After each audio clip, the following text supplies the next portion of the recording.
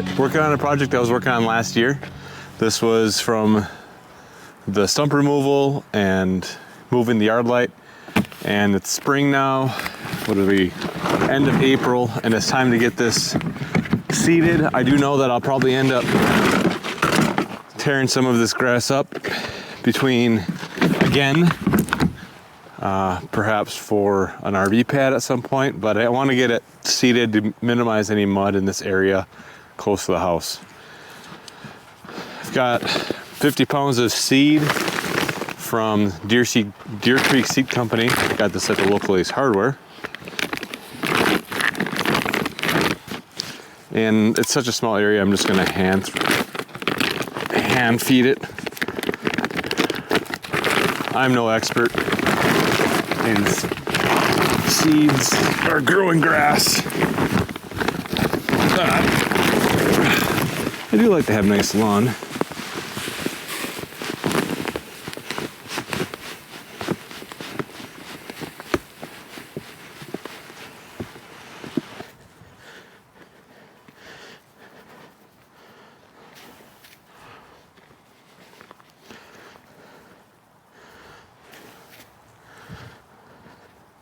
This is a scar from last winter here from plowing.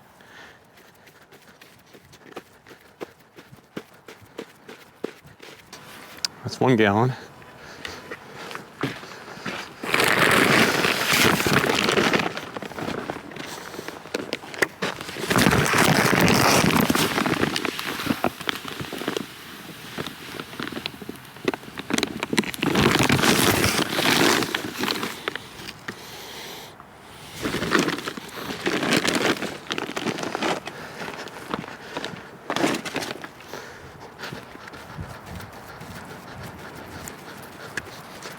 The reason I'm doing this now is still gonna be cool out for foreseeable future, but there is stuff germinating and starting to grow.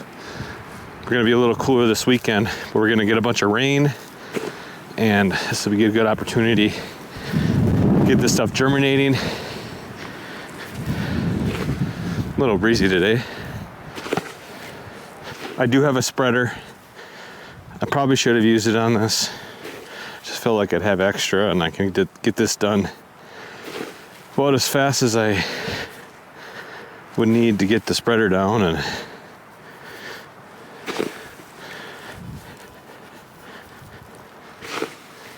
it's not as even, of course, but it'll grow grass.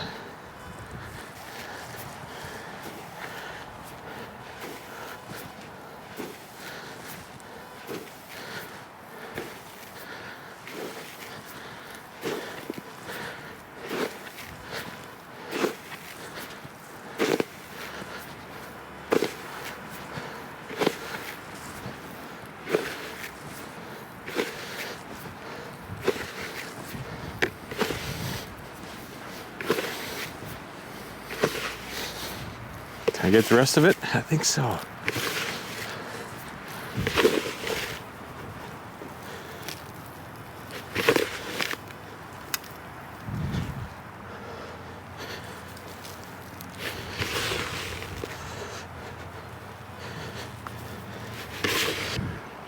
Now I like to just run a rake over this freshly laid seed to just kind of work it in the topsoil, whatever topsoil we have, and also remove any footprints. Just works it in a little bit. Not trying to drag too much stuff. Just trying to work it in the topsoil a little bit. A little bit of sand there.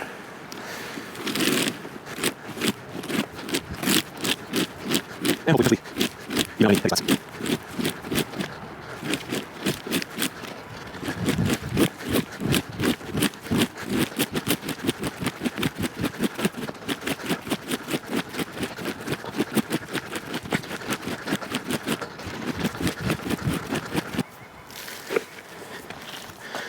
All right, now the last thing to do one last crucial step.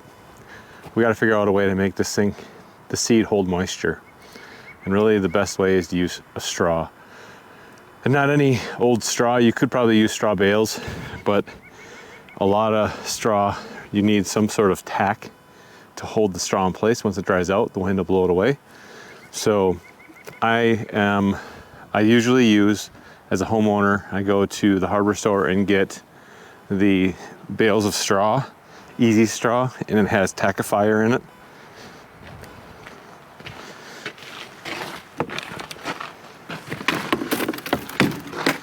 So we can see here we have the easy straw seeding mulch with tack. And the tackifier, once it gets wet, it bonds and keeps the straw together so that it doesn't blow away in the wind. And if there's heavy rain and you have minor erosion, it'll hopefully prevent it from washing away. Now, if you have a big channel, a lot of water, it's gonna wash away no matter what, but it is a step. So I've got 3 bales here. I do have another 3 bales in the shop. And we'll start spreading this tack out, this straw. Probably start on that side and work our way across because of the wind. And then we can start watering.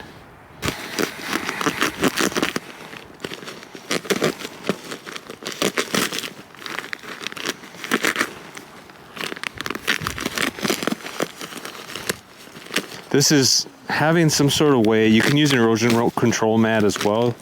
Hardware stores sell that.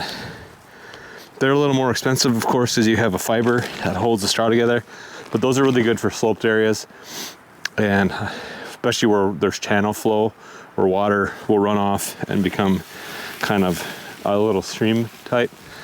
And erosion control blanket that has mat in it or fibers will keep everything together, where this will not stay together in a high amount of water flow. And you don't want to be too skimpy on this stuff.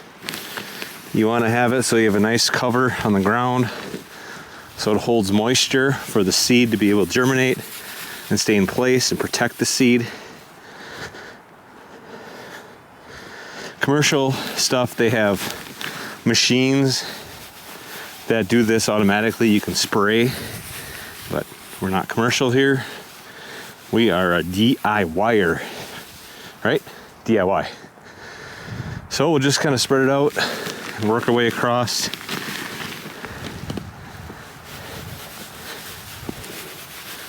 My wind's coming from that direction over here. One thing I could say about the erosion control blanket, while they're a little more expensive, they're probably a little bit easier to use because you can just lay it down, roll it out, and you don't have to worry about spreading out the mulch, the straw evenly. It just does it automatically. Probably a little cleaner, but it is a little more expensive too.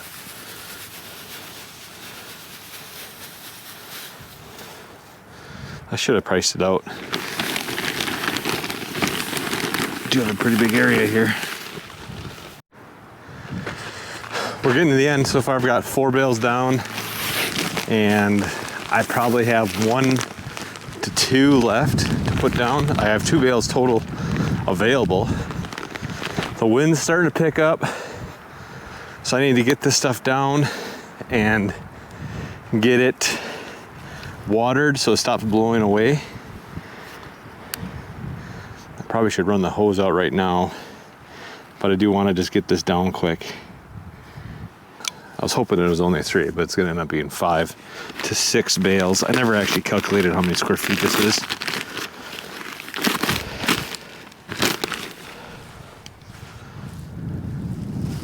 It's enough. It's a lot.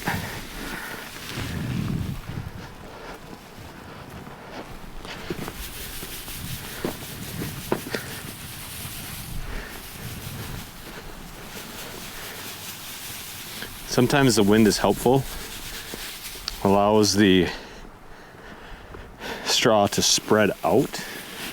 And other times, when you get a windy day, such as this, it kind of can shift And 1 second it's blowing one way, the next second it's blowing the other way.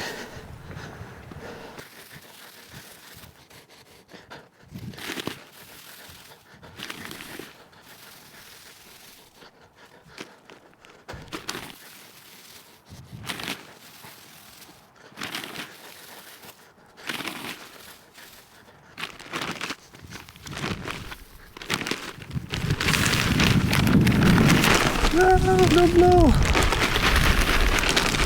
All right, that's bag 5. One more to kind of get that way touch. I'll do half a bag. And that should be enough for what I need. Then we gotta get some water on this stuff.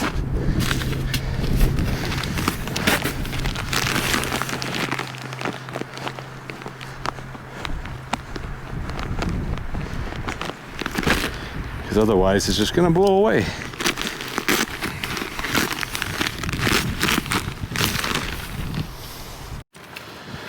Last year, I expanded my water system here quite a bit, and I don't know if it's really that I invested, but I ended up getting the Beehive by Orbit. This is a Wi-Fi sprinkler system, and so I built a contraption that allows me to still have water here, but then when I want to have a sprinkler going, I just got to turn on. All right, do I have, make sure that there's not. Like I said, this is a Wi-Fi powered 4-zone sprinkler controller.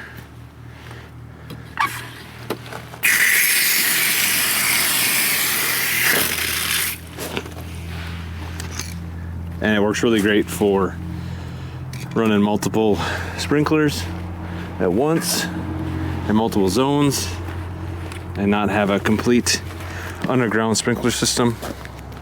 I've just got a bunch of hoses and a bunch of sprinklers, and that's what we'll do today. Then I've been using these Rainbird sprinklers. They've worked really well. I'm really happy with them. Really quiet. That's what's nice about them.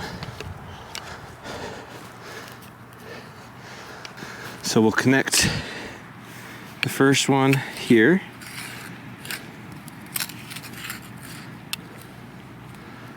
So I'm gonna connect this other blue hose, ooh, a little soft right there,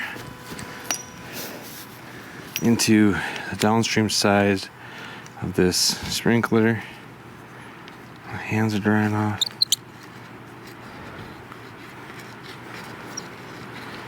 What's going on now? Okay.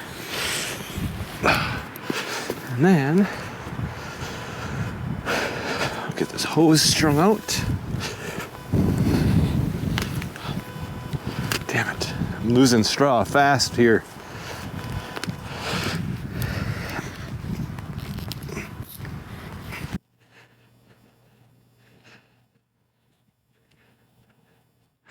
Purging the air out of the lines.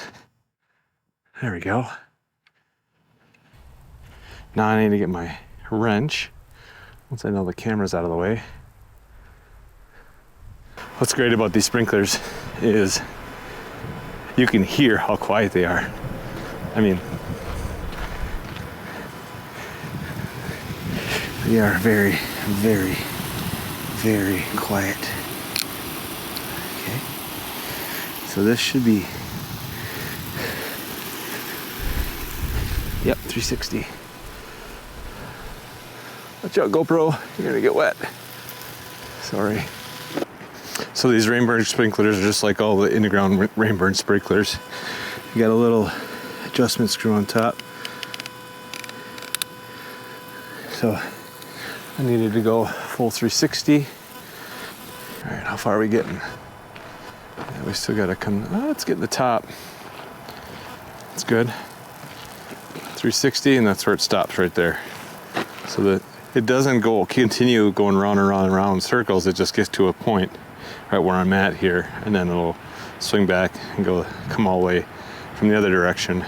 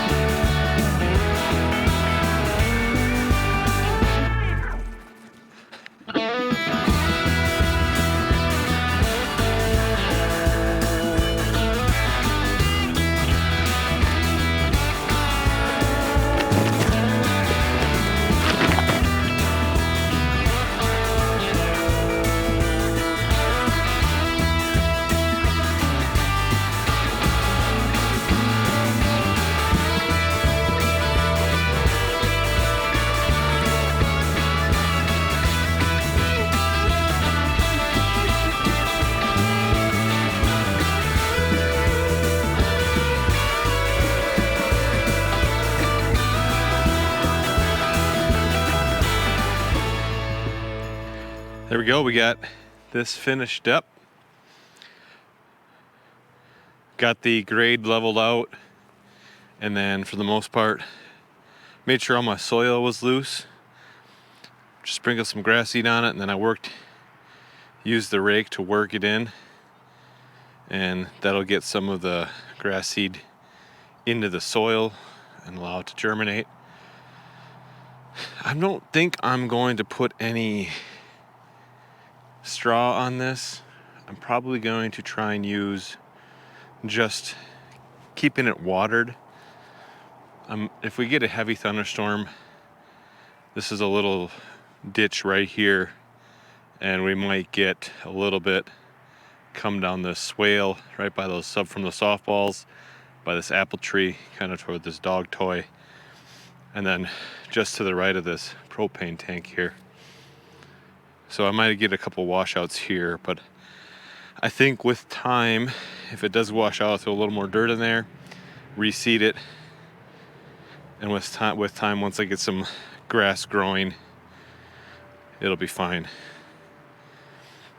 Check back to the last video when I did the stump grinding. This is one of the stumps I did. It was right here.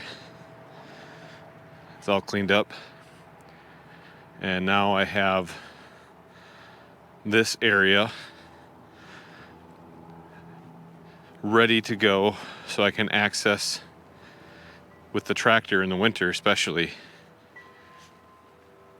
Because right there is my entrance to the basement where the wood stove is. You can see the pipe coming out of the house there.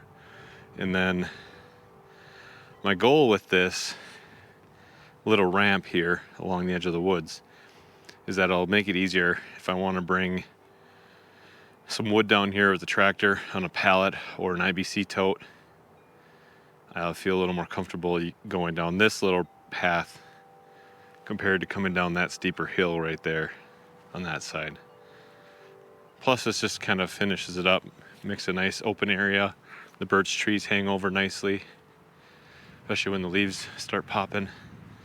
It makes a nice ramp on this side to get back up in this yard from the walkout area. So we'll keep this thing watered. I'll get some sprinklers on it, keep it watered, and hopefully everything will take off nicely. This is coming in very nicely up front here, but keeping it watered. I'm not sure if you can see it on the camera, but it's been really popping this week. We have a good bit of grass growing, starting to pop, so that mulch really does help. The straw keeps everything moist and growing, so this will be nice to have some nice green lawn right along this driveway on this side, keep the dirt down a little bit. The reason why on the ramp along the deck, I thought that I could get away with not putting straw down, because if you remember, back over here, I seeded along this edge here, and I didn't put any straw down, but we are getting quite a bit of germination here as well.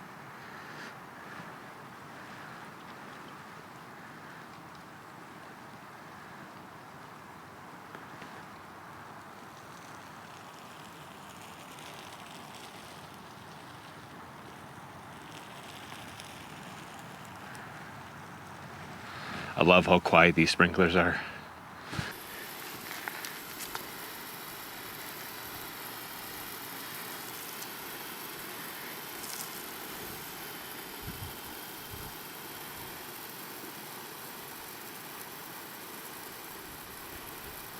All right, there we go. This is done. This is how I plant grass around here. I like to use a little bit of fresh topsoil, or have good topsoil. Make sure I work the seed into the topsoil, and then if I need to, I do use that mulch or straw. And the straw with the tackifier, and it really works a lot better.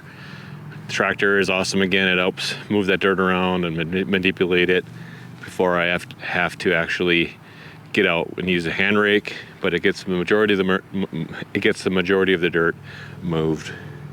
If you like this content, this is a little bit different. It's not firewood based. It's not really a project based. It's just how I've been planting grass, kind of finishing up the stump removal, garden removal project from last summer, getting it all cleaned up.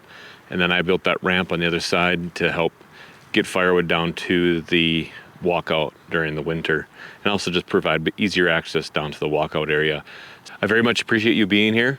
Thanks for watching, and I hope to see you in the next one. Bye-bye.